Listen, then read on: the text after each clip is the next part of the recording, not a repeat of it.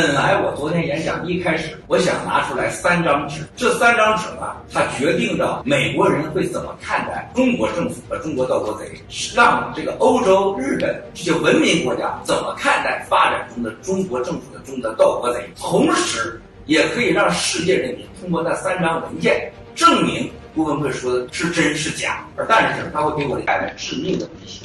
但是我昨天是准备好要把这3份绝密文件是要展示给大家。它这个得取消，让我非常满意。我昨天和美国的政府也有见面，然后我就到了学术间，我将这个用生命换来的最重要的文件之一，这3份文件我烧掉了，它永远不在主权之上。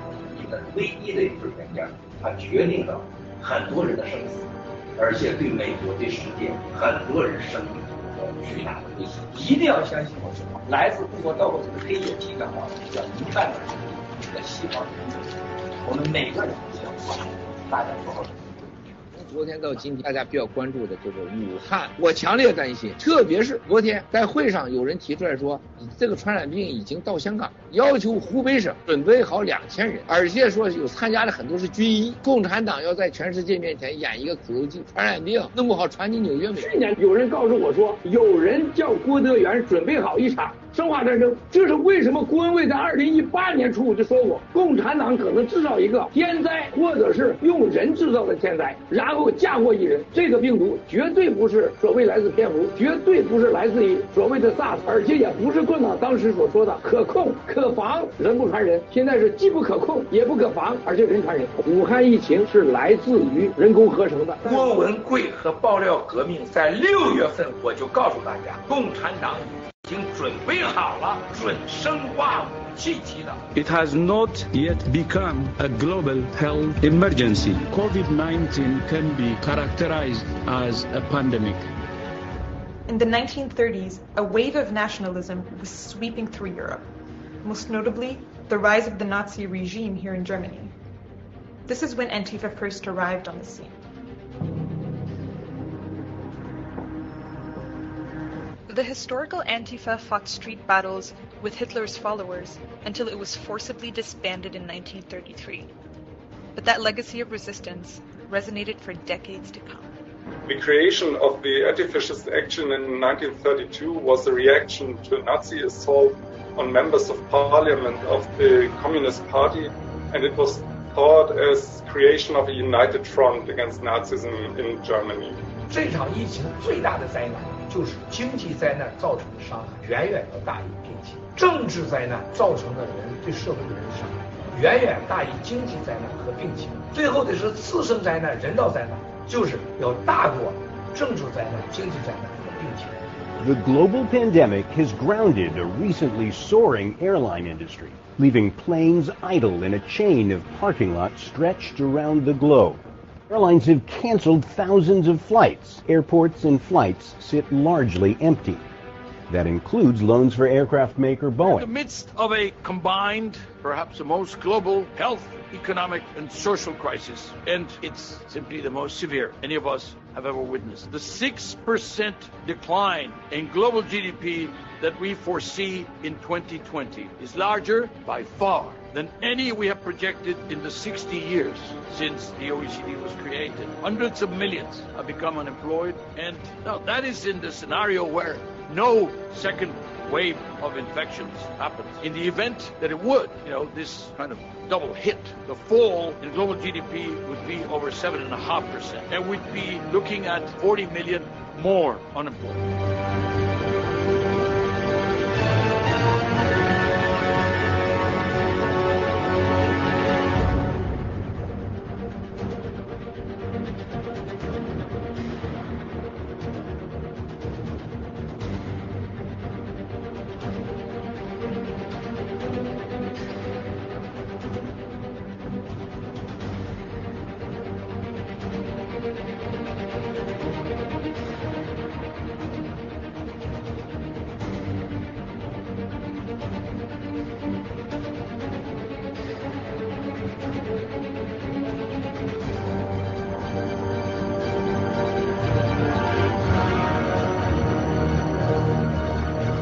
允许在美国制造这叫安提法这样的动乱，实际上就是共产国际在背后的策划。我相信在很快的接下来几个小时，不超过几十个小时内，美国川普总统和美国人民将采取有力的行动，平息这种暴乱，依法停暴。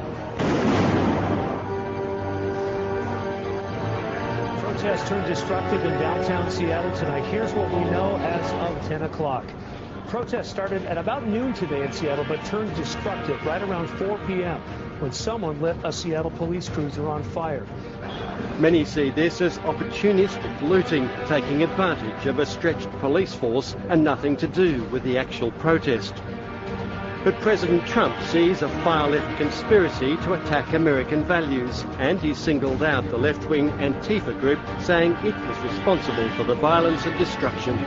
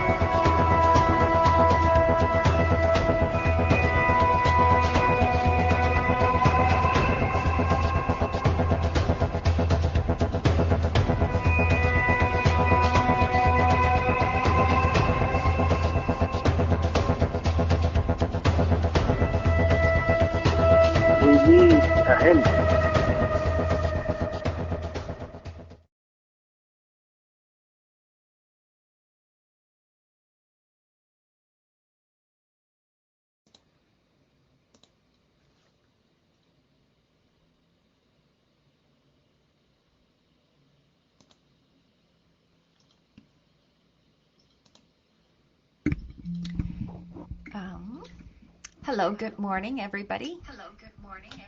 Oh, let me turn off my monitoring. Good morning, everybody. This is Rachel from Canada, and I have my friends, Josh, my Canadian friends, join me today on the show, Rachel and friends. So welcome, everybody. I think my computer is frozen because it only shows the motion of you, Josh. You're moving, right? You can see yourself on GTV, but somehow, for some reason, I'm frozen. So I have no idea why, but it may come back that I'm moving. So anyway, regardless, the technical difficulties, because we all encounter on OBS and Skype. So, but today our topic is going to be vaccine. And Josh, when we first talked about vaccine, I think that was back a few months ago. I think I reached out to you, and I was kind of testing your knowledge around this topic. And the purpose really is I want you to reach out to one of our mutual friends to talk, to convince him to do not take the vaccine. I think that was my motive. And it was a surprise to me that you are so knowledgeable about this vaccine. By the way, did you actually talk to the mutual friend of ours and convince him? Did you try to do that?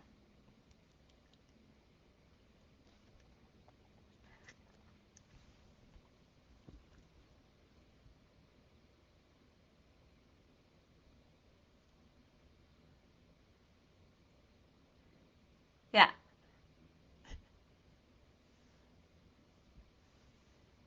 Yeah, I understand.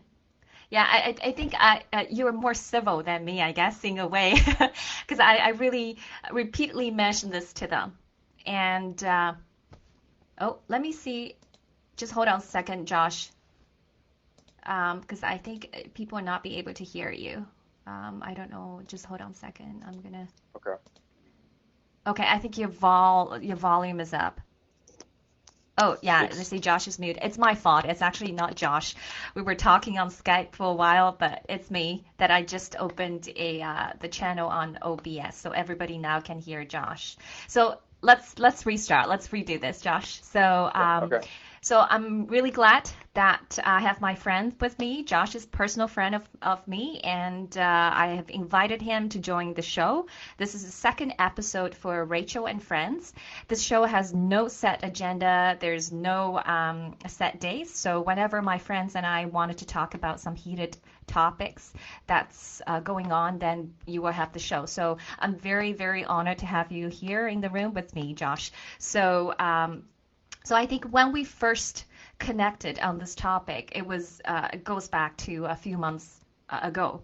And the purpose that time I reached out to you was I wanted you to convince one of our mutual friend we all know for a long time, and to convince him and his wife to not take the vaccine. So that was my motive when I reached out to you, because I think I saw at that time, oh, I'm the only voice they can hear that's anti-vaccine. So if Josh, who they trust, can also talk to them about this, and they might be influenced. But I was wrong. Then I asked you because I asked you when audience cannot hear, I asked you whether you reached out to them and convinced them. So give me your answer to that question again. I guess a lot of the audience didn't hear that. I did talk to him, but I didn't really try to convince him at all. I just feel like if people are that sold on it right now, like at this point, there's no changing minds. And I don't really like to be confrontational. I don't really like to tell people what to do. I like to share information. I like to share my perspective in hopes that they become better informed on a topic, but I don't really like to push anyone in a certain direction. And I knew with that mutual friend that I don't think I could convince him, and I didn't really want to try either. So yeah, I think he and his wife ended up getting the vaccine anyway.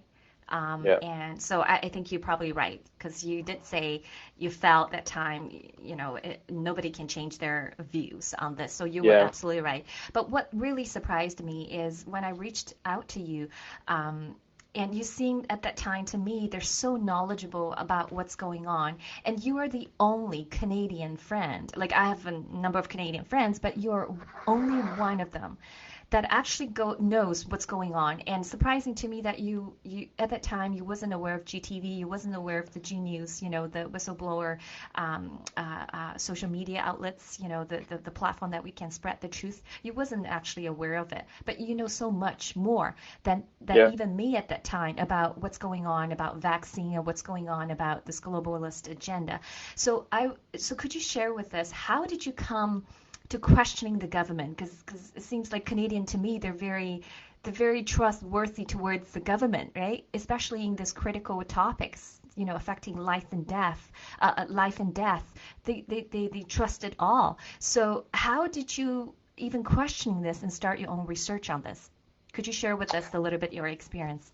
Sure. One thing I was going to say first is that I know you probably feel more passionate about, trying to convince our mutual friend or other people. I think that's kind of, you have this excitement of all this stuff is being uncovered for you, and you want other people to know, and you want other people to see what's going on. I had that same feeling when I started, finding out the truth about things, and I would share it with friends and family members, and I realized they didn't really want to hear it. And now I'm at the point where I have friends from all over the world, from traveling, from a festival and everything, and they're more like-minded with me, so I share that stuff with them, and I kind of know what I can talk about with who and what to avoid with other people. But as far as like where all this started for me, I've always kind of been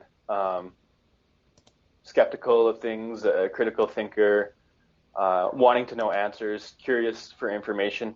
I was never one to just kind of always believe everything I was told, even though that's the culture I was raised in.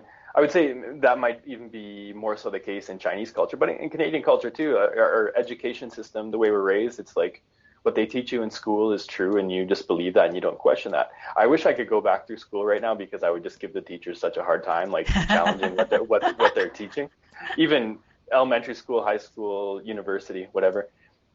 But I would say where it really started for me, even though I had this kind of curiosity of the truth for a long time, it really started for me in like 2014. That was shortly after. Well, I started traveling the world in 2013, and of course that kind of, opened my mind a little bit and made me more curious about things. I just started kind of researching things that came to mind about the world, getting into some conspiracy type things and stuff like that. I was always very skeptical of certain things, like what happened 9/11. That was already 20 years ago. 9/11 in the United States, and so I just went down a bunch of different kind of rabbit holes at one time in 2014, and that's kind of where it all started. And so I've been aware a lot of these things for a long time. Actually, like what's going on right now does not surprise me. I was kind of expecting this to happen. The only thing that surprises me is like how well it's been done and how many people, how coordinated, how systematically, yeah, and how many people are going along with it. And you know, it doesn't matter what information I share. There's just people that don't want to hear it. But yeah, so for me, it was just kind of researching one thing, and that one thing led to another thing, and I was also researching this thing, and all these things kind of just came together for me. 2014, 2015, just so many things.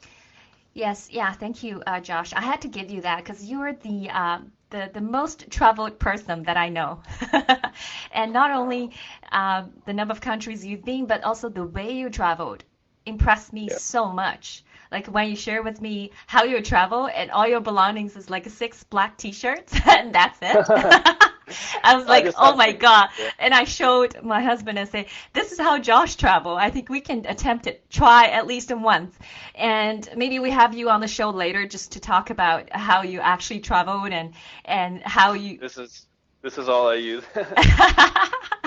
Carry on backpack. That's it. If it's eight yeah, months. that's it. And you're actually not in Canada right now, right? So you're in another country right now. Yeah, I'm in Colombia right now. I've been here for 5 months, about exactly 5 months. Okay, yeah. So I really want to explore your travel world, like the experience that you've gathered through your years of traveling all over the world. But I think today's show, the main topic is really the article that you use, the website you have. And I wanted to let the audience know that actually Josh wrote for the G News as well. There's one article that was published in, I think, early June, which I will put the link on the screen right now so everybody can see it. So I just put it on the link on the screen. So it's right on the top. So there's 2 website links. One is links to Josh's own website. I think it's a Google site. It's a simple site, which I actually put a sneak peek on the right corner of the screen. So that's the Josh's own Google site. And Josh, you always updating the information. You told me that you've updated a number of days ago, right? Yeah. So first I just had the first section. Now I've added several other sections and more links and stuff. Yeah, and I browsed over like last night a little bit and this morning, and there's vast amount of information about COVID-19, and today maybe we spent some time talk a few of them that you think the most important out of the 15 points that you put it here. And on the right corner of the screen on OBS is the news article that Josh wrote for G News, but of course under pseudonym, under your pseudonym, so it's close, so it's not the real name, but anyway, so the links are, because I know they're small, so people might not be able to read it on the OBS screen, but I have put the site up, so if you want to go check the site, feel free. And Josh will keep updating some information about vaccine and pandemic. So out of the 15 points regarding the COVID-19 situation with supporting links, basically overall you summarized really well regarding the what's going on right now. What is this pandemic and what's the vaccine? So could you actually share with us in a very brief way before we dive into specific topics more detail later? So could you wrap up, share with us how you understand the events that are often unfolding around the world regarding the pandemic and the vaccine? Sure. Yeah. So my perspective on everything is, yes, I do believe there is a virus. And I mean, some people are still thinking that there's not actually a virus or that it's just the same thing as the flu or whatever. But I think there is an actual virus, and there is a distinction between it and the regular flu. And I think it is potentially harmful and deadly to some demographics. So it's a real thing. Whether it was man-made or not, hard to say 100% sure. I tend to think it was more likely man-made, and I'm not an expert in that field, but what's his name? Luc Montagnier, the Nobel Prize for discovering HIV or something, and he's saying that it was man-made. So there's very credible people that are saying that. Mm-hmm. So I think that's quite possible. Was it intentionally released? Again, that's maybe hard to prove. I think quite possibly it was, but hard to say for sure. And then I think my Wi-Fi might be cutting out a little bit. Can you hear me okay? Yeah, I can hear you okay. Okay, I'll continue. I'm just getting notifications that it's saying poor connection. Okay. Yeah. But so now that we're in this pandemic, Yeah. the thing for me, there just seems to be kind of a clear narrative, a clear agenda. They're really trying to exaggerate things and just make people more fearful. I think they're exaggerating the number of actual cases. And the main way they're doing that, I can't speak for every country, but at least for like the US and Canada, what they're doing is they're using the PCR test to determine if people have it. And I actually think the PCR test works. Whenever I talk to people that are infected with COVID and they have all the symptoms and they get tested, they get a positive PCR. And when people don't have it, they seem to be negative. So I do think it works. But what I think they're doing is they're using too high of a level of cycle threshold for the PCR, which is basically just the amplification or magnification rate. So they, in some places, they're going as high as 40 cycle thresholds, when really it should probably be like 35 maximum. Like even Dr. Fauci says, once you get beyond 35, it's just picking up like dead nucleotides, which means you're not infected. The virus is going to have impact on you. So yeah, what they're doing is they're just amplifying it too much. The analogy I would use is like, let's say you're going to buy some new windows for your car or for your house, and you look over the windows and just with your naked eye, they look fine. But then you want to be extra careful. So you take a magnifying glass and you look over the windows with a magnifying glass and you still can't see anything. And then you take a microscope and you look at the windows with a microscope and then you're like, oh, I see some problems there. There's some imperfections with the window. That's kind of what they're doing. It's the magnifying glass is maybe 35 cycle thresholds, but when they're using a microscope, it's 40 cycle thresholds. They're looking too closely and they're just finding things that are really insignificant, but are still creating positive cases. Also, you don't necessarily need to be tested to be counted as a positive case. If someone shows up to the hospital and they have symptoms that are similar, even if it's just flu-like symptoms, they could still get counted. And what's happening in the US too is that hospitals are given extra money when they have COVID patients. So I wouldn't be surprised if there are flu patients who are just getting counted as COVID just because it's easy to do and they get extra money for it. I think, sorry, Josh, I just want to point it out.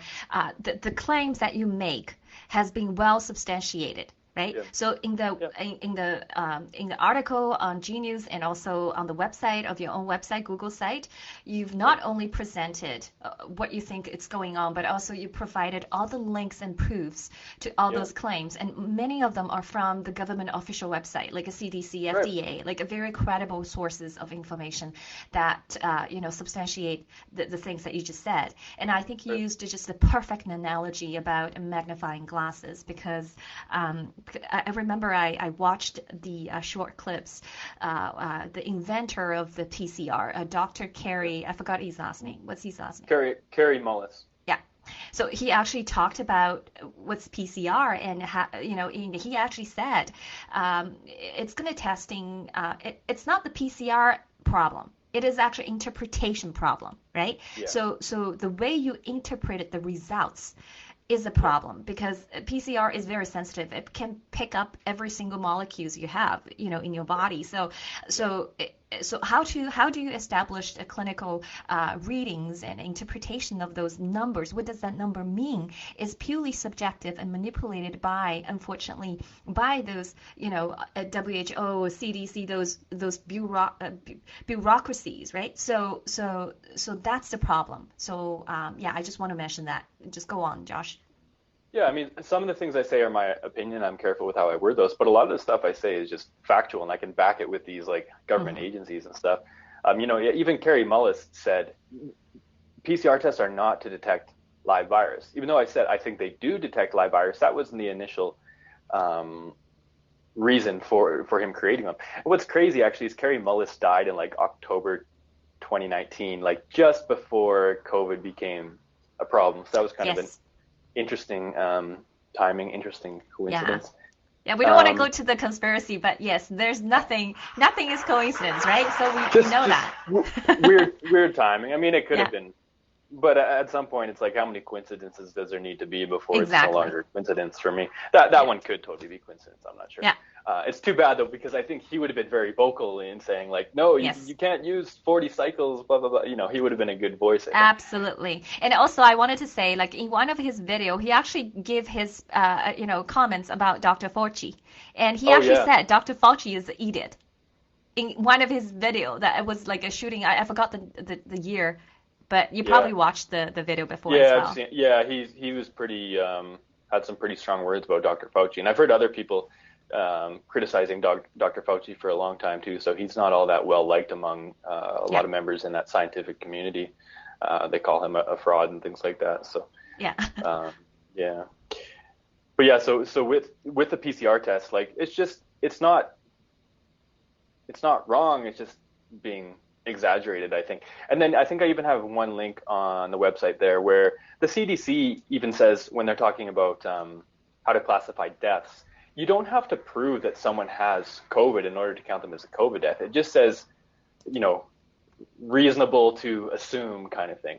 But that kind of takes me to the next point. Not only does there seem to be an exaggeration in cases, but there's also exaggeration in deaths. And again, I can't speak for every country. I can very much speak for at least the United States and maybe Canada on this.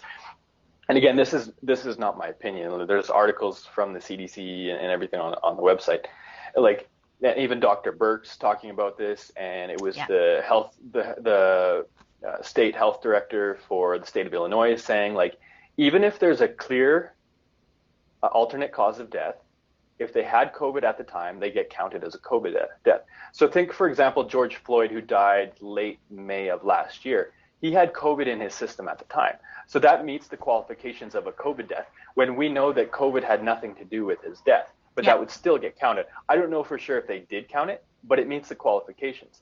Like, even if you go on the CDC website and look at their deaths, as of right now, I think, I haven't checked in a few weeks, but it's like, I think like 14,000 deaths that fall under a category of like accidental deaths, including things like earthquakes and jumping off of buildings and assault with weapons and poisoning. So someone could go feel symptoms of COVID, go get tested, get a positive test, and as they're driving home or as they're walking home, they could get hit by a bus, and then they get counted as a COVID death.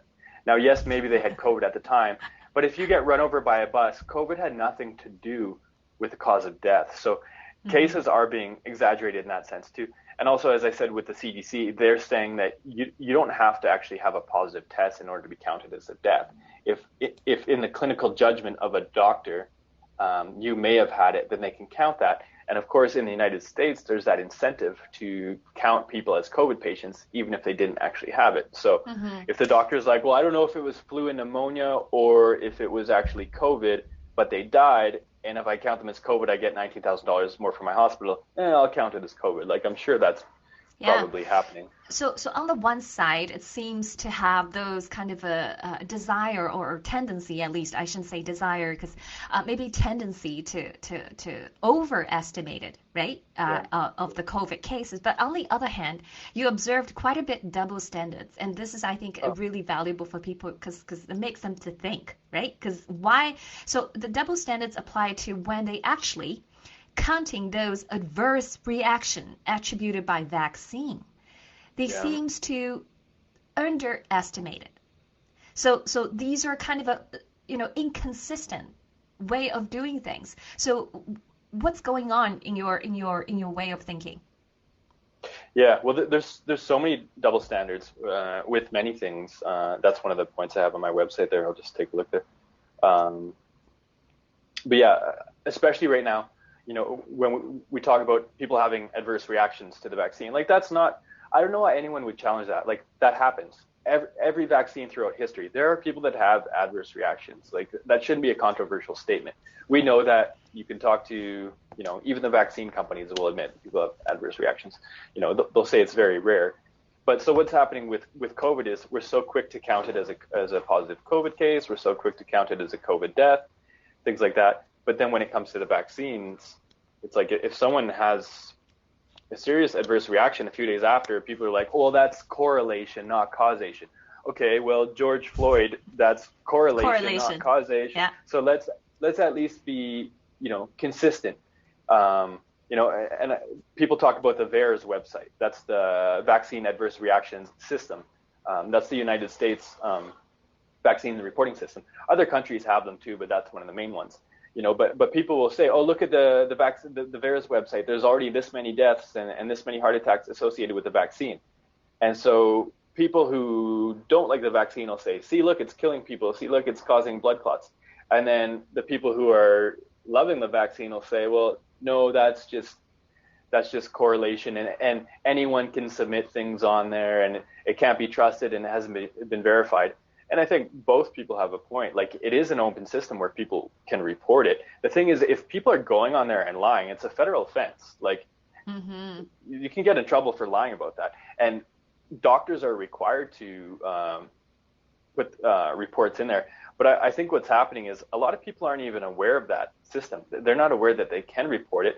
A lot of people don't realize that maybe some symptoms they're having are connected to the vaccine, because most people who are getting the vaccine believe so strong in the vaccine that anything that happens to them is not caused by it. Yeah, that's why That's why I think those numbers that reported in VAERS, which the adverse effect reporting system in the United States, is underestimated, because in one of the interviews, Dr. Peter McCollum, I think you watched that interview as well, because you shared with me that link.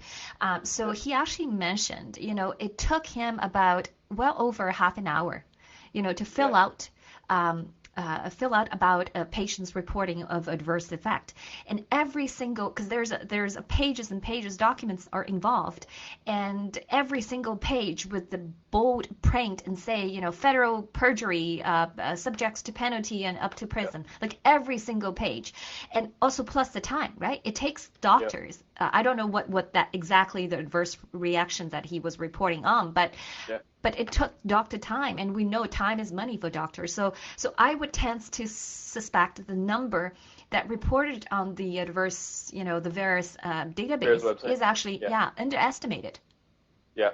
No, I agree. And there's a lot of things that contribute to that. Like I said, number one, people who get it, who have adverse reactions, might not realize it, or they might not want to realize it, and might not want to admit it, because they're kind of saving face. Yeah. Number two is the same thing. They might bring those symptoms to the doctor, and the doctor might not admit it, might not want to realize it. Exactly. And then even if both parties do admit it and realize it, in order to submit it, are they aware of it? It takes a lot of time.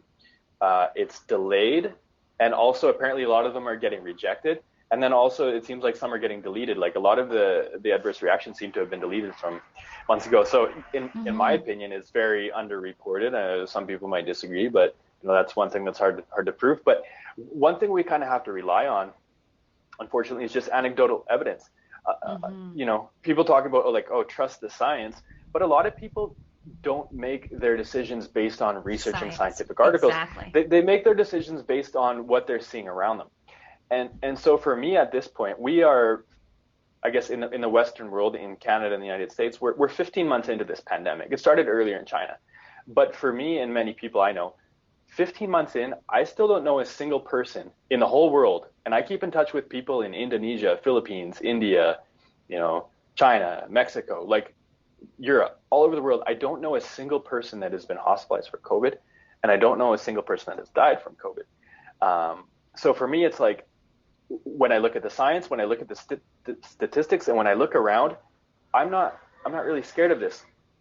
But when it comes to the vaccines, I know people that were hesitant to get it, but once they know other people that got it, then they feel more comfortable, regardless of what the experts are saying, regardless of what the science says.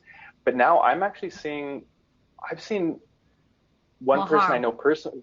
Yeah, I know one person I know personally has now been hospitalized because of the vaccine. So that's one more than I know from COVID itself. And this was a young person, age 20, that had to go to the hospital with chest pain. And they ended up telling her that it was an inflamed heart muscle, which is myocarditis, pericarditis, which is one of the main side effects of it. So adverse, yeah. And I know of this person through a close friend, and this close friend already knows like 4 people that have had pretty strong reactions to it. So He was about to go get the vaccine, but he has changed his mind now. And same with his wife. They're seeing, young, healthy people around them having these adverse reactions to the vaccine, whereas I don't think they know any young person that's been hospitalized. Even my friend's uncle, grandfather, who's like 93, got COVID and was fine. So, yeah.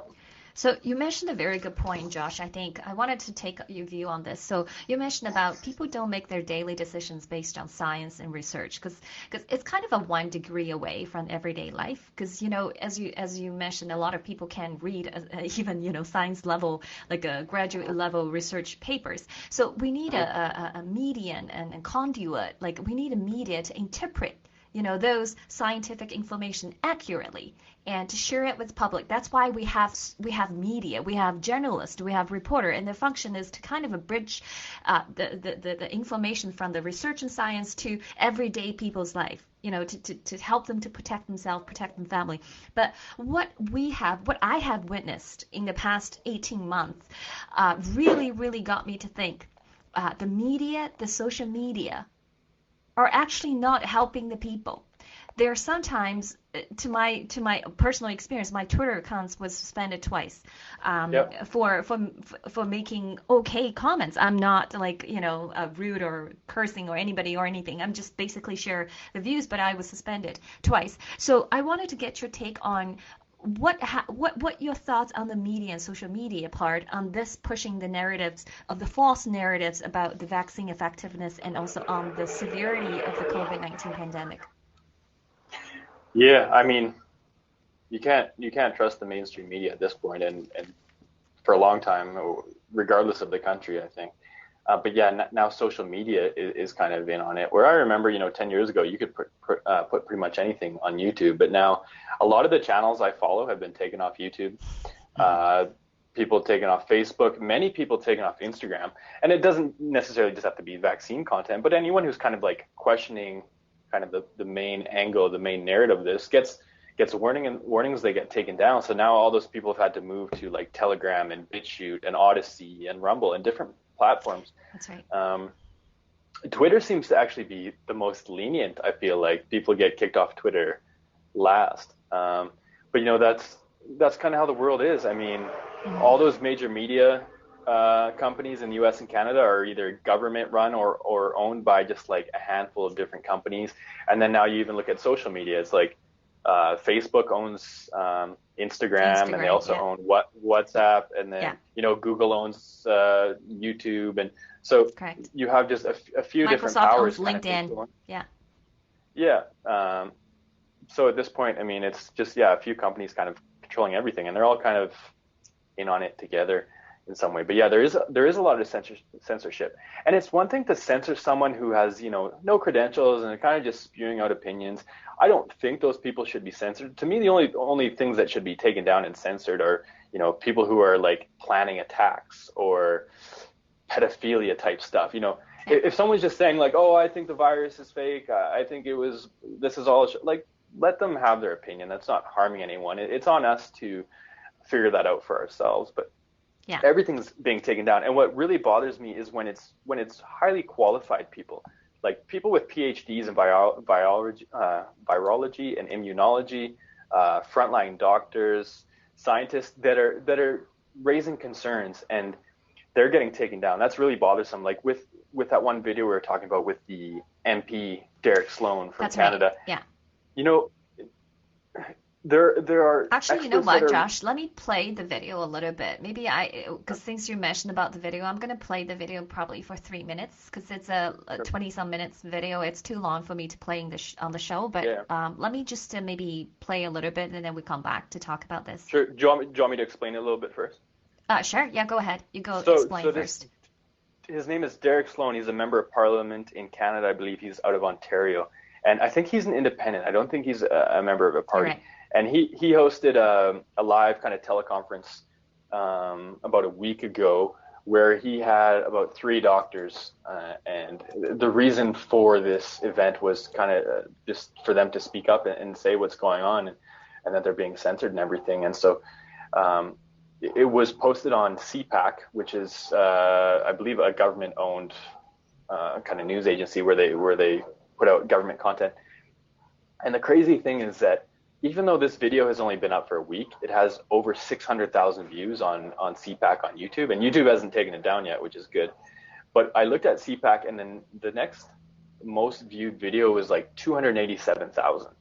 So this Derek Morgan video has like almost 400,000 more views, and it only took a week, whereas this next most watched video was it's been posted for 7 years. So I think that says a lot. Comments are disabled, which is seems to be the standard for all CPAC videos. But if you look at the thumbs up versus the thumbs down, it's like, I think I just checked and it was like 27,000 thumbs up and like 500 thumbs down. So I think that says a lot where people stand. And it's like the mainstream media is kind of creating this one way of thinking, when in reality there's a ton of people that don't see it that way, and they're kind of just, they're afraid to speak up, or they have spoken up and they're being censored and stuff. So yeah, that was good to see. But yeah, you can go ahead and play that if you want. Okay, yeah. I'm just going to play the first maybe 3.5 minutes of the clips, and we will be back.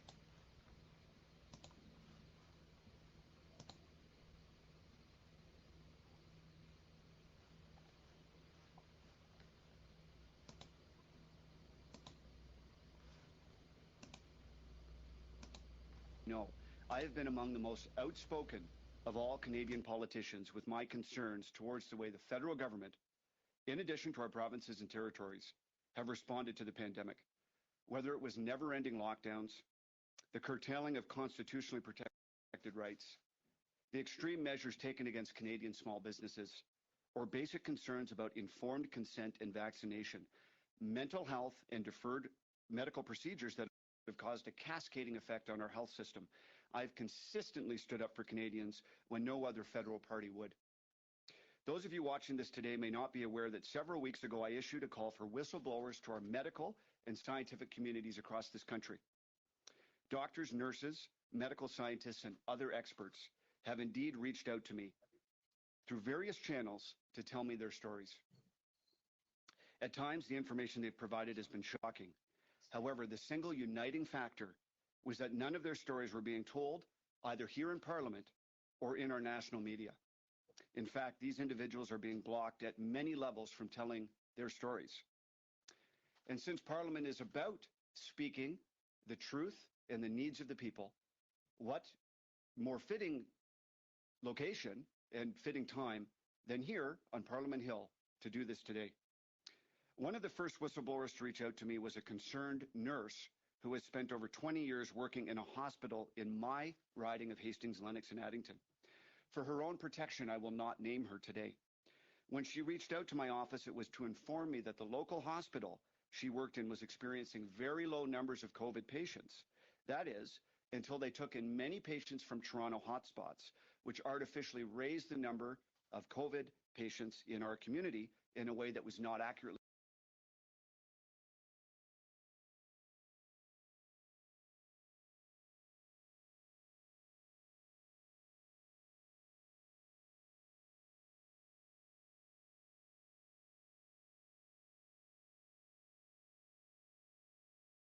reflected in the local media reports to the public.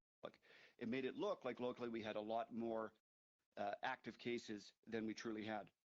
This type of fear-mongering in media reports has been a major issue of concern throughout this pandemic. Even worse, this nurse informed me that many of the sick patients had in fact already been vaccinated. This was not something we were hearing from our local health officials in local media reports. Even worse, this honest and diligent nurse was afraid to say anything publicly because the College of Nurses of Ontario was threatening nurses who spoke out with what they were personally witnessing in their hospitals. Anecdotal stories such as this came in with several frontline medical professionals reaching out to me with each passing day. It gets worse. On the whistleblower file, things drastically changed on April 30th, 2021. The College of Physicians and Surgeons of Ontario, known as CPSO, issued a dire statement threatening any doctor who spoke out about what they were witnessing on the front lines of our hospitals, in their own clinics, and in our communities.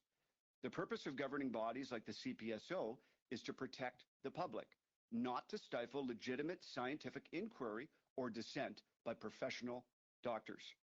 But this attempt to intimidate doctors into silence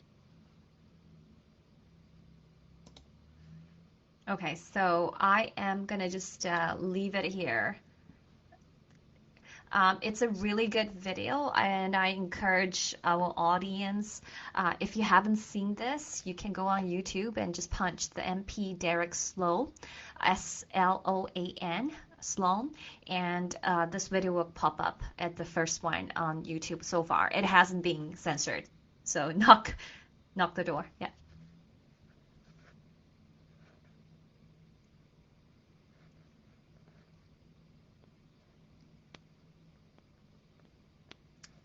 Yes.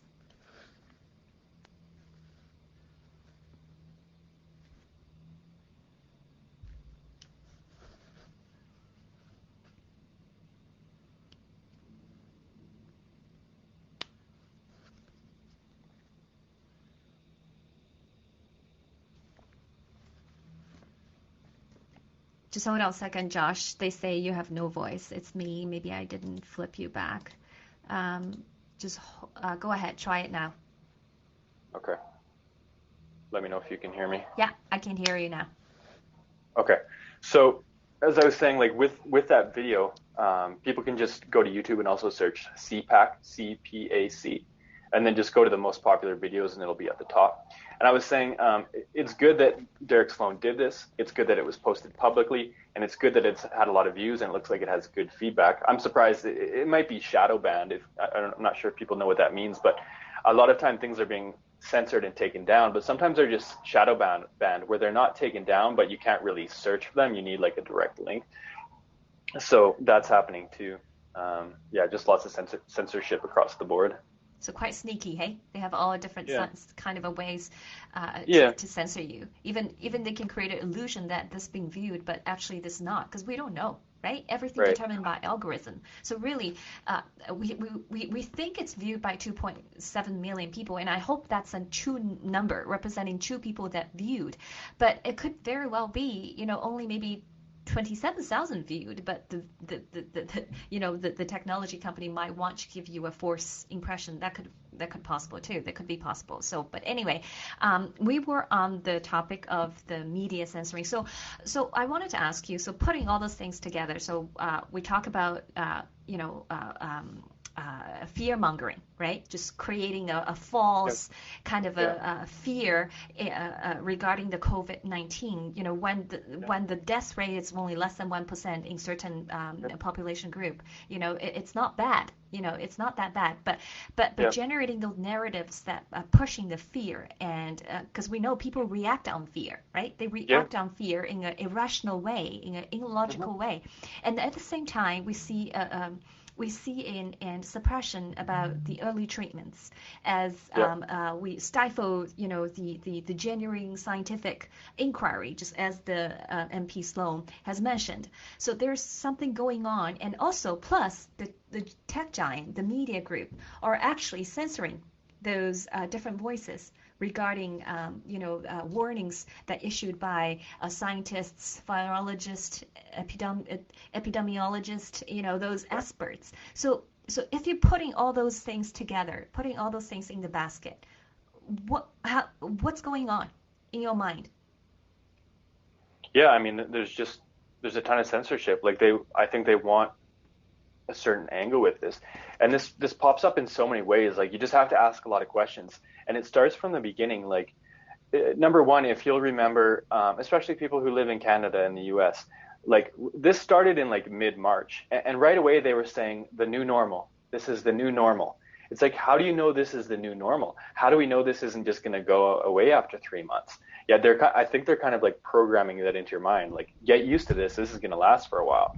Absolutely. And then they were even talking about vaccines very, very early on. It's like, well, wait, maybe this is just going to go away on its own, like SARS-CoV-1 did, Ebola, Zika, H1N1, like every other pandemic type,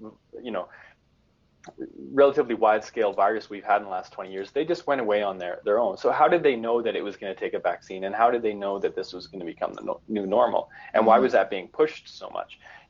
There's kind of been that agenda. And then, why was there no talk of potential treatments? Like the higher up should be saying, doctors, use your best clinical judgment. This is an emergency. Like if you have methods that have worked for similar diseases, drugs that have worked for similar diseases. Do the best you can. Let's share information. Let's see what we can do. Let's help each other. And it was kind of like the opposite of that. It was like, don't talk to each other. Shut up. Don't try anything. All you can do is put them on a ventilator, basically. And basically, that's that's later on. But initially, they tell the patients, remember the guidelines, right? The health authorities in Canada issue the guidelines, say, if you have COVID, stay home. Right. Yeah? Stay home and take Tylenol and do nothing. And then wait 7 days until you develop those, cardiovascular response or whatever, the what you call that, respiratory syndrome, acute until respiratory it's an emergency. syndrome. Exactly, until it's an emergency. Then you go to the hospital. But that's too late. Right, and that's crazy. And doctors that work in ICU and virologists and everyone in that field knows that early treatment is super important. It's vital for those types of illnesses. So I don't know why they would say that. Like, for someone like me who's not in that medical field, I'm learning these things as I go. But like, that's a well-established thing that if someone has that type of viral infection, you don't wait until it's an emergency. The early treatment is what's going to really help a lot. But that's another crazy thing is basically the advice to medical professionals was pretty much don't do anything. And the advice to the general public was pretty much don't do anything. But now we're realizing there's easy things that can be done, and they're not talking about that. It's basically like stay home, wear a mask, that's right, social distance. But there's no talk of how to properly wear a mask. Like I think masks can work if you're wearing like a properly custom fitted N95 mask and you're changing it twice a day. Yeah. But if you're just wearing like, I just wear this, like this doesn't help. I only wear that so that I can get into grocery stores and stuff. Exactly. But basically the narrative has been just like cover your face. It's like, okay, a homemade cloth mask that you wear every day and you don't wash it and you touch it, like that's not really going to do much, I don't think. Right. And it's probably going to cause more harm than good. There needs to be more instruction on proper mask usage. Absolutely. Yeah, absolutely. A lot of the audience probably don't know because I used to work for the healthcare industry. So yes, exactly as you said, in order to making sure that the mask works, the nurses, the care aides actually have to fit, by law, to fit their N95. And they actually, because everybody has a different size, their jaw lines, the facial is different. So if you are healthcare workers, we have to testing. We have to test which N95, which size fitting you, and how you put it on. So when you blow air, it does not have extra air seep in. Yeah, so these are called sealed off. Yeah, it's all sealed off. So there is absolutely stringent way, standard way of doing the testing and making sure that you're actually protected by the masks of N95 when infectious disease happen or something. So this is in the healthcare industry, and by law we have to test it annually. So that you raised a very good point, Josh. Yeah, I think you're right on the mask wearing, because we're not educated how to properly wear masks, so the masks can protect us, right? So yeah, I agree with you on that point. Yeah, I mean, they have pop-up like vaccine clinics. Why don't they have pop-up like mask clinics or whatever, where they're teaching people how to wear them properly, and they're giving out free N95s, and they're showing them how to fit properly, because I think that's really the only type of mask that's going to help a lot. And even with that, you can't wear the same one every day for 8 hours without changing it or cleaning it or whatever. So, but there's no advice given on that. And then another thing is you can look up other information, and they talk about the demographics that are most likely to have adverse reactions to the virus. And something like, I think this was a US study, but 80% of people hospitalized were obese.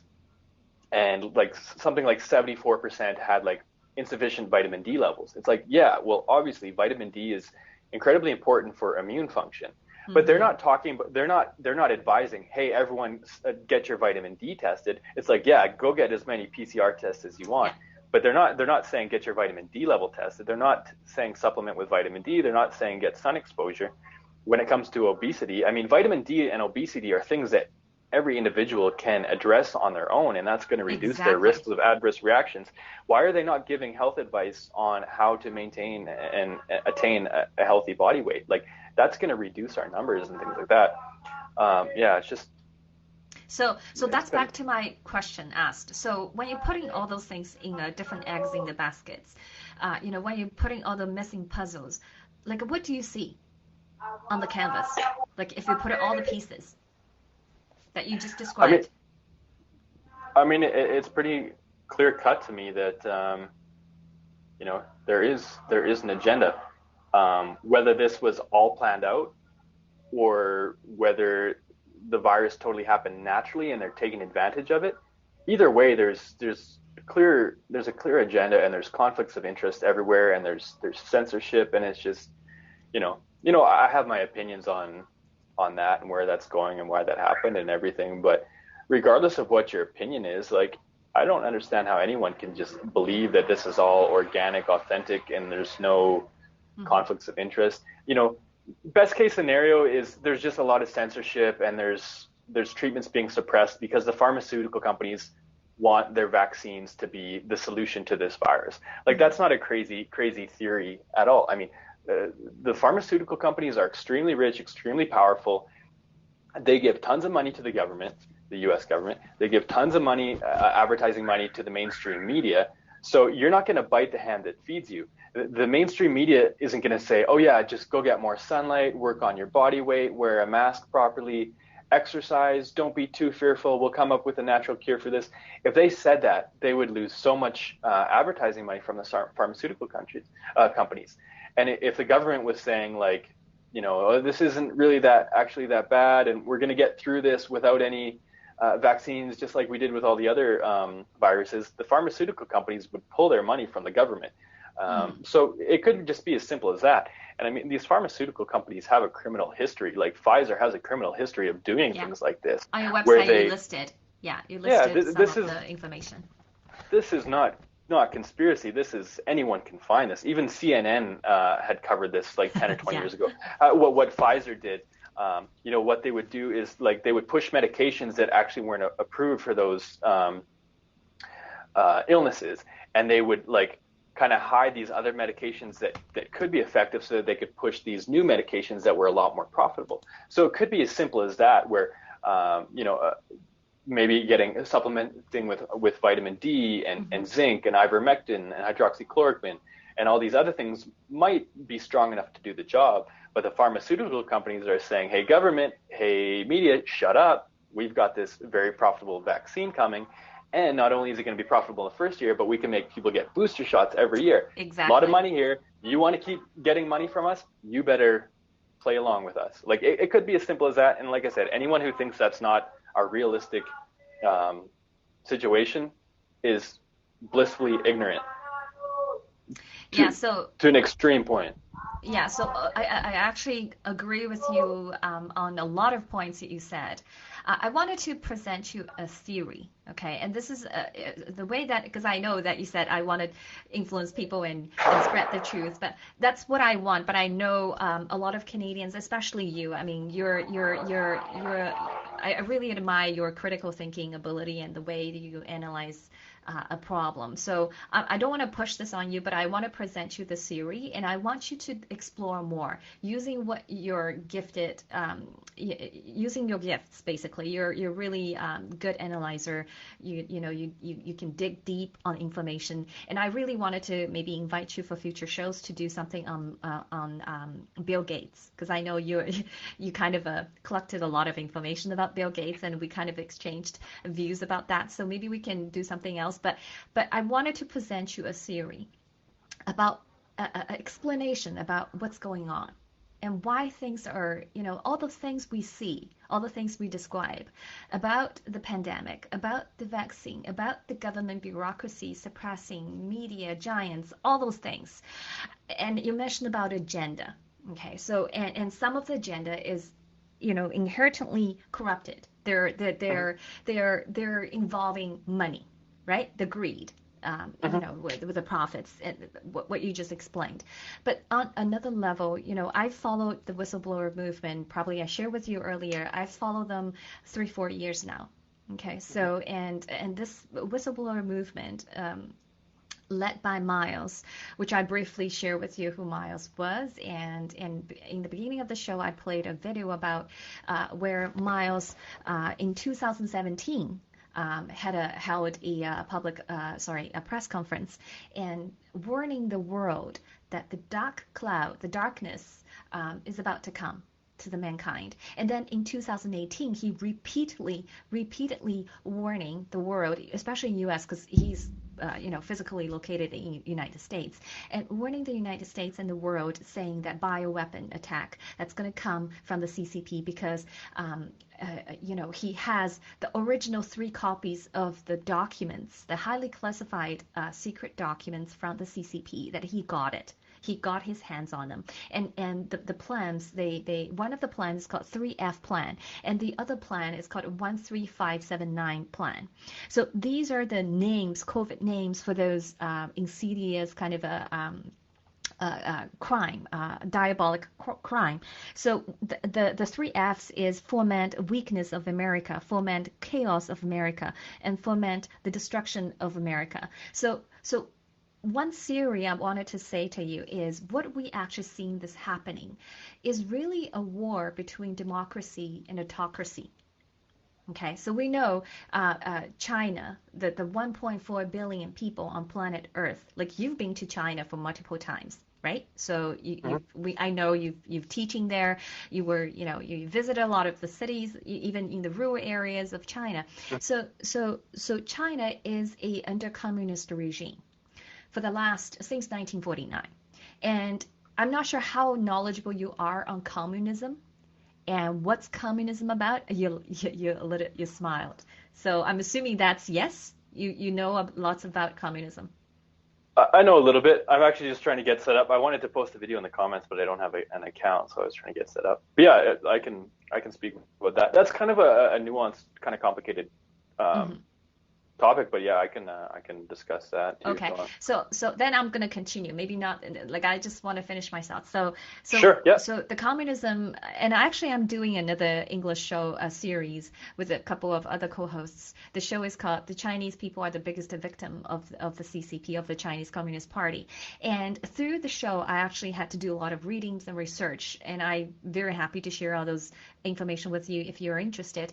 The communism has the 100 years of the CCP history is a written history of blood, violence, and lies. It goes back to the root, the true color of communism. And I think they never stopped dreaming, taking over the world and exporting the communism, their utopian, dystopian vision of how suppressed people should live in the world. So they never forget about the vision and go to expand communism through, to other countries. So they always wanted to do that. And from because of the past 4 years, I've learned a lot of things, how CPP actually spreading those communism ideologies to the Western developing country like US, like Canada. They discuss themselves under something called civil military infusion. I'm not sure you're aware of that phrase, civil military infusion? No. Okay, so basically, what does that mean is they actually creating, social exchange ties with other countries, discuss themselves, and for example, they establish Confucian Institute, all over the world, right? In Canada, universities, they have Confucius Institute and teaching people Chinese, and they're inviting native speakers to visit China. They're creating those kind of a social cultural exchange programs, but a lot of those are a disguise for the military operation. So they're sending their spies operatives through those seamlessly, harmlessly operatives in China. So they actually using BGY. Have you heard of BGY? What is BGY? Do you know? They use BGY tactics. Because I think I mentioned that to you before, but B stands for technology. So they hacking. Hackers, cybercrime, they steal technology, so they are blue categories. And G stands for gold, so bribery. Okay, and then Y stands for yellow. Yellow, I think you might know this in Chinese because you know a little bit Chinese. Yellow in Chinese stands for sex. Sex extortion. This is another way of bribing you, basically, using sex extortion or blackmail you. So they use those BGY tactics to infiltrate those developed words. So that's why we see a lot of a lot of their CCP's recruits, they're working so well with CCP together. They collaborate. They assist with each other. They're creating a proxy sites. For example, WHO. We all know we don't trust WHO, right? You know exactly WHO lied. Correct, Josh? Because you told me you don't trust WHO. So, but if you look at the timeline when this virus break out, you can look at the Chinese official government's speaking notes versus WHO speaking notes. These are actually coordinated, a public political stunt, and the sole purpose to cover. So what I'm trying to say is this is beyond. This is actually beyond the boundary of the country, of the nation. It's not one nation's tasks or it's one nation's disasters facing the pandemic. We're all in this together. And I forward you a letter Bishop Vigano wrote to Donald Trump. Did I? Last year. It's about a great reset. Did I forward you that letter? I can't remember. I think so. You did. Okay. Did you read that letter? I believe I skimmed through it, yeah. Okay. Yeah, I'm very familiar with the Great Reset agenda. Okay. So that's a globalist. So I think in order for this work to work, they need CCP. They need other people in the West to help CCP. So I think on June 20th, so very unfortunately, the warning that Miles School made 4 years ago did not taken seriously by a lot of Western politicians or the influential people or elites in the West. And very unfortunately, on June 20th this year, he actually in his live broadcast, he sent a second warning to the mankind and saying that CCP is planning to release this next batch of virus, including chemical weapons, possibly in between the summer and fall. So he has absolute internal intelligence and say they're planning for this. Okay. So, and he is warning, he hoped to sending the warnings to to whistleblower followers and also to our Western allies, to those folks that wanted to protect freedom and humanity to work together to fight the CCP. So I just shared with you a lot of information. I don't expect you to believe or take in. I want you to take a look at the information and use your analytic skills and critical thinking skills and dig more. Would you do that in your spare time? Sure. Well, I mean, I believe a lot of it is possible. I've been trying to share a link in the chat, but it won't let me. I mean, there's people that have been warning about this for years, that there's going to be a virus released, and the only way to treat the virus is with a vaccine, that they're going to make it sound like it's voluntary, when in reality it's basically going to be mandatory, and there's going to be quarantines and curfews. And like, I have videos of people that have been warning about that for 7 years, 10 years, 12 years, just a little video compilation. Like, this is, a lot of people knew that there was a plan for this. And like I said, I've been aware that this was coming for a long time. I didn't know how or when exactly, but I knew that there was a plan for this. And again, that maybe the virus was man-made and intentionally released at this time. Maybe it was man-made and not intentionally released, but they're taking advantage of the timing and the situation. Like, that's definitely possible. So, I believe the theories and the information you're sharing, I'm sure there's something to that. And I think my view on it is that, yeah, I believe the Chinese government has involvement in things, but it is not just the Chinese government. I think governments work together. I think the media wants there to be enemies. They want, like, the U.S. to feel tension with Russia and feel tension with China. But I think a lot of that is just like fabricated, because it's like, the U.S. and China don't like each other, but yet, like, Dr. Fauci and the government are, like, partnering with China to research viruses, which is also not conspiracy. I mean, they've admitted to that. And now the U.S. and Russia and other countries are working on this cyber polygon thing next month. It's like, they work together on all these things, but yet they're enemies on these things. I don't really believe it. I believe you always want there to be kind of like an enemy and a boogeyman type of thing, but behind the scenes, in some way, they're working together. Like, even there's the Antarctic Treaty, which basically tons of different countries came together and signed this treaty that basically we can't go to the Antarctic. So, you know, they do work together. I'm sure they are friends. And I don't believe that China is just this one isolated country that's working on its own to gain more world power. Like I think they are working with other international governments on this Absolutely. I think you're very, very right. So when you wanted to export your ideology, let's say communism, to the rest of the world, you know you have to have recruits in order to do that, right? That has been the plan. That has always been the plan of the CCP. So I'm not sure whether you heard of a Belt and Road Initiative, or One Belt, One Road. No. No, you never heard of it? Okay, so I'm going to send you a lot of information about that. So what it is that is basically it's basically expansion map for the President Xi, or the party leader Xi Jinping. So I will send you that, you can read more. But basically, it's how they deploy their troops and tentacles among all other nations. So right now there's 140 countries has already signed up agreement with China under the One Belt and One Road Initiative, or Belt and Road Initiative. Basically, China is promising to help those countries with their infrastructure, like a railway, ports, with their telecommunication infrastructure, through a loan that provided by the state-owned bank, by the three state-owned bank of China. They established a new China called Asian Development Bank. So they loaned out trillions of loans to those developing countries, and 140 of them, some of them might not be developing country, but 40 some of them are actually in Africa, and a lot of them in South America, where you are right now. And so they are reaching, and also Europe, right? That's why Huawei 5G was there.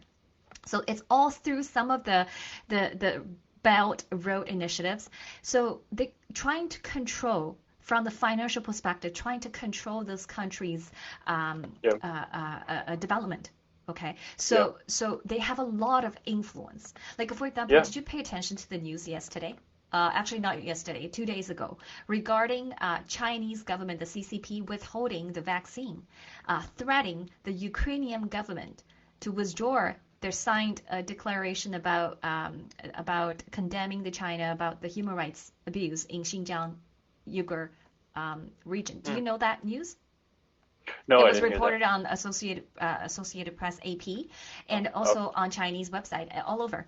So basically, Chinese government threatening the Ukraine government and say, if you do not withdraw your signed declaration or signed statements, along with Canada, because it was Trudeau that brought this statement in the world, and then 40 some countries signed that with Trudeau saying, condemning the Chinese government, CCP, on the Uyghur Xinjiang human rights abuse issues.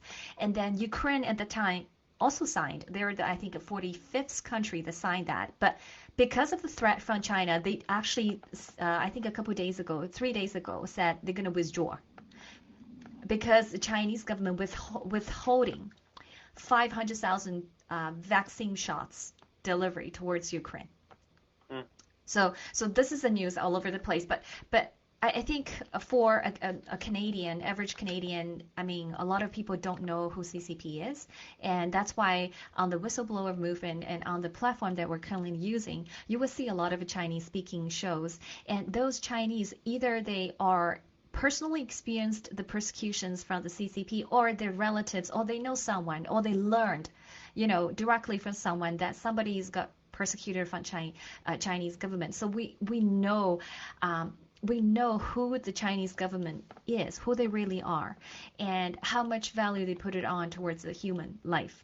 So that's why I will in the future, I will give you more information about this. I'm hoping that you will use your analytical skills and critical thinking skills, to come up with the theory that you think it's more convincing to people.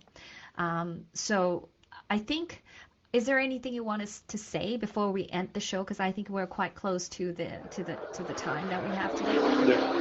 Yeah, a few things. I mean, number one is like what you were just saying. If the Chinese government is doing that, I believe it's happening, sure. Those are old tactics. I mean, like Western governments, and I don't know if it's the World Economic Forum or one of those big kind of probably Rockefeller organizations. They've done that for a long time, where they go into developing countries and they help them out, and then they give them a loan, and then they can't pay back the loan, so then they have more control over them, so that they have to comply when it comes to things like this. So that's number one. Number two is, with the term communism, I'm a little bit careful with that, because communism tends to have a bad reputation. But it depends on the type of communism. Like, I think communism can be great in the sense of voluntarist communism. Like, when you think of buying property, I know you like real estate. Buying a piece of real estate in a condominium project, that is communism. But that is voluntarist communism, because when you buy into like a condo building, like an apartment condo, you're sharing resources with the other people. You're forced to pay in. You work to develop rules together, things like that. That is communism. But if you don't like the way it's going, you can voice your opinion, or you can say, you know what, I don't like where this is going. I'm going to sell my property. I no longer want to be part of this commune. So in a way, communism can be good. Where it gets really bad is when it becomes mandatory and it becomes a communist dictatorship. So that's what we've seen in a lot of like countries where, like, I think communism could be great if it's like some type of like, you know, group of people living out in on a farm and helping each other, and it's totally come and go as you wish. But yeah, when you get a government that you can't escape, and it's like mandatory communist dictatorship, that's where you have problems, and that's what governments are doing.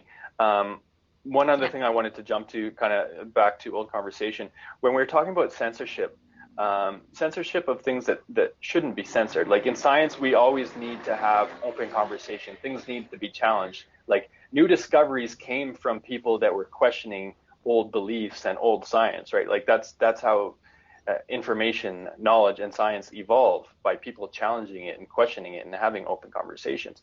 And when it comes to censorship of whistleblowers and nurses, doctors, not even whistleblowers, people who are just honestly trying to help and don't realize they're whistleblowers, that needs to stop.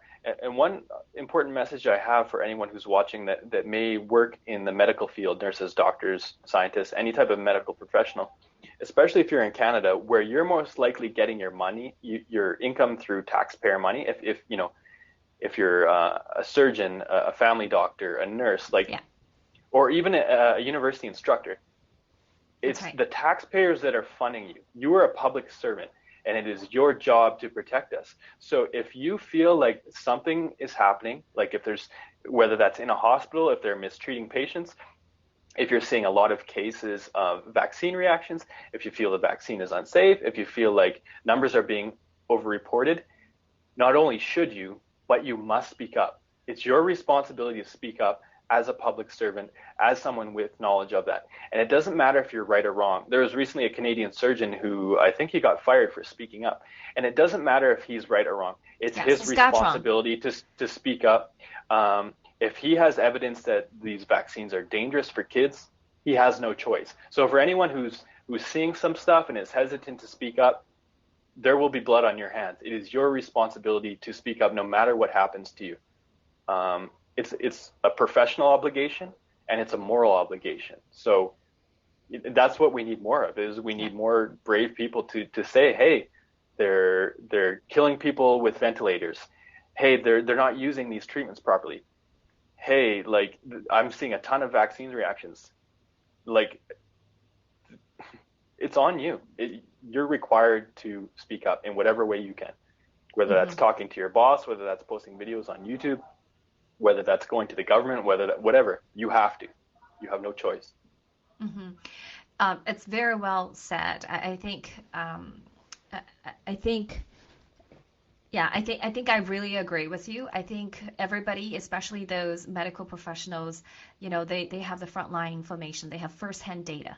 So if they suspect something going on, they should come forward with the whistleblower. But the problem is, where do they go to? Like we already see the government has intentionally pushing something, right? And if you we've seen this again and again in mainland China, right? Because it's dictatorship. There's they squander, they squash, erase those narratives that's in a different view or criticizing the government. I mean, Canada is a democratic country. In a lot of fronts, it's not great, but it's better. At least people have seems to have freedom of speech. But China, it's terror. People cannot even say things that disagree. So where do those people turn to?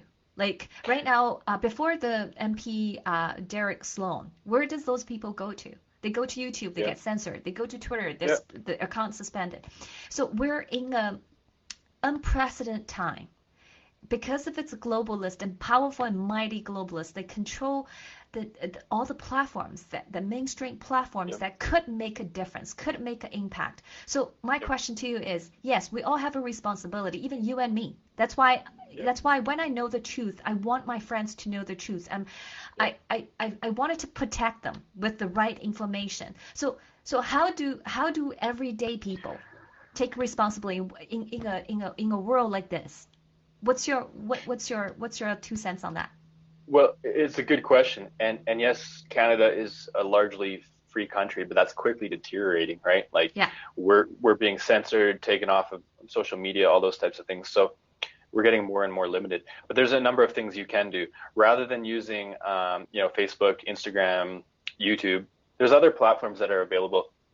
Most of the people that I watch are on platforms like BitChute, Odyssey, Rumble, or they have their own websites. There's still some on like Twitter and stuff like that, but it's going to those alternate platforms to get your information and share information and things like that. That's one thing you can do. Another thing is outside of like collecting information is just joining up with people in your community that are like-minded, that see that okay, yes, there's a virus, yes, it's harmful, yes, people are dying, yes, potentially the vaccines can be helpful. You can agree on those things, but realize, hey, it's not okay that doctors are being censored. It's not okay that we're losing our rights and freedoms. It's not okay to tie personal medical choices with personal rights and freedoms. It's not okay for businesses to refuse you because of your personal medical choices. If you believe those things and you want to find other people that are like-minded, there's power in numbers, very much. And absolutely. I knew all about that. Yeah, like sharing information, even planning things. Like, let's say there are businesses that are going to say, hey, no, you can only enter our business if you've been fully vaccinated. It's like, well, that's discrimination. It's like, well, that's like saying, oh, you can only enter if you've had a vasectomy or something. It's like, why does that matter?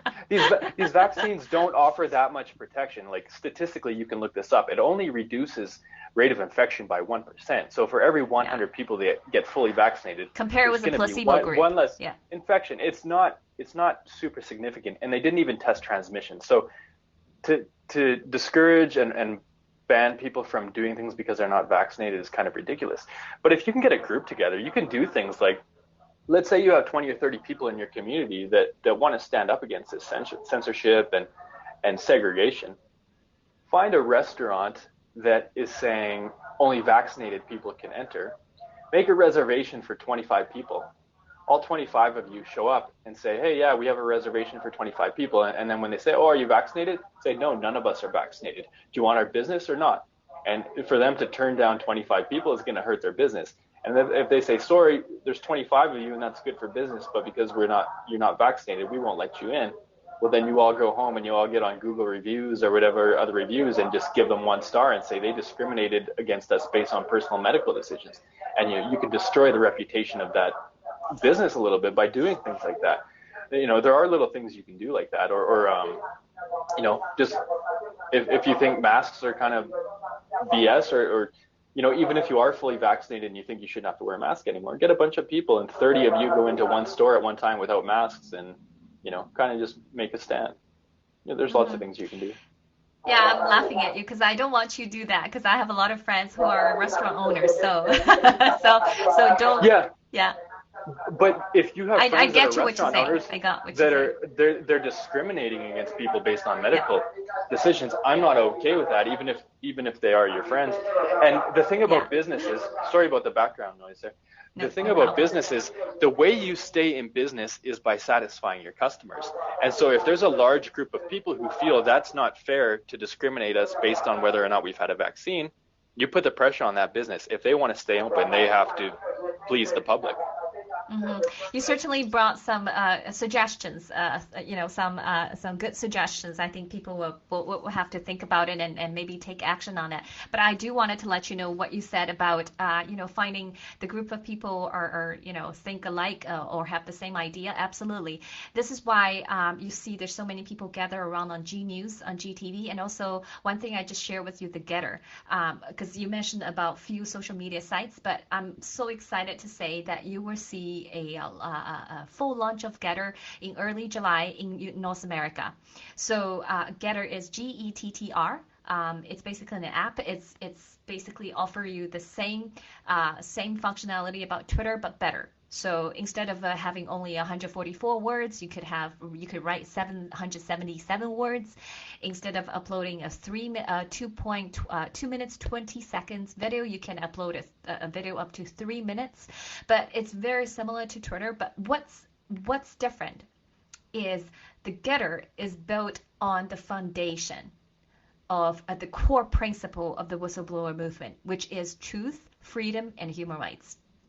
So that is why you will see an uptake from the market in early July on official launch of Getter. So I would encourage you maybe download Getter and try it yourself and starting become a thought leader, because I see you has a lot of things to share with people. You have so much knowledge on what's going on in the world, and you did so much research. So if you register Getter and making sure you coming up on the show and share with our audience your username, and I'm sure there's a lot of them will be following you, because we all think alike. We all know the truth. And many of us actually follow the whistleblower movements. We're very thankful because from the get-go, we know what's going on. So we all protected us with HCQ, hydrochloroquines, ivermectin. We know early treatment works. And I have been personally taking hydrochloroquine since last year, September. So we're all protected. So we wanted to let more people know the truth.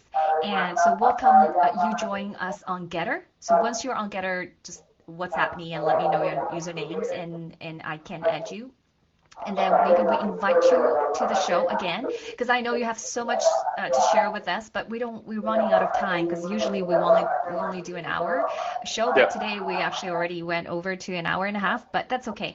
I definitely wanted to have you back and to talk more about vaccine and maybe Bill Gates, because a lot of people are interested to know more about Bill Gates and the World Economic Forum, because these are the breeding grounds for for the global reset agenda. So we can definitely talk more about that, and I will send you more links about CCP, and let's study and then reconvene in other times. So I give you maybe just a last words or last a few minutes to say goodbye and summarize what you learned and with our audience today. Sure. Yeah. Oh, I'm glad you had me, and I like to share this information. I think my message to anyone is just question things. Just step back and look at the bigger picture, because I think if you're caught up in just kind of the small things, you can say, oh yeah, there's a pandemic, we need restrictions. Oh, there's a vaccine. Historically vaccines helped. Like, oh, that's all fine and well. But if you need to step back and just look at the bigger picture, because there's something larger happening here. And I can understand the perspective of people who are on the other side of me, because they are just looking at these small things. Kind of a weird analogy, but it's like, I remember a guy saying how it's kind of like, oh, over here they're making bread. Oh, and that looks good. And over here they're making cheese, and the cheese smells good. Yeah, I remember. And over here they're cutting up vegetables. That kind of thing. It's like the people who are caught up in this are they're focused on like, oh, the bread smells good and the cheese looks good. They're not realizing that all these things are coming together. They're making a sandwich with them, and you're just not seeing all the things that are happening at once. So look at all these things and how they're connecting it, and what the bigger plan is, because that's when I think people really start to wake up, when you just see this list of censorship, suppression of drugs,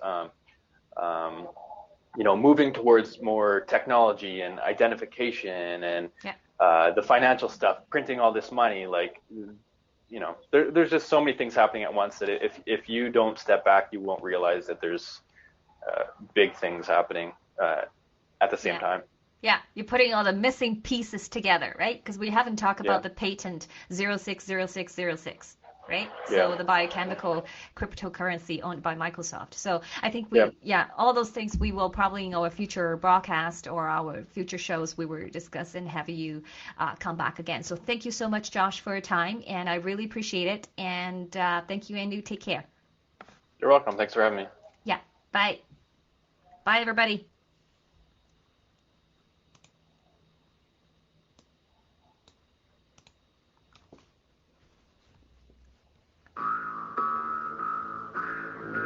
What's up?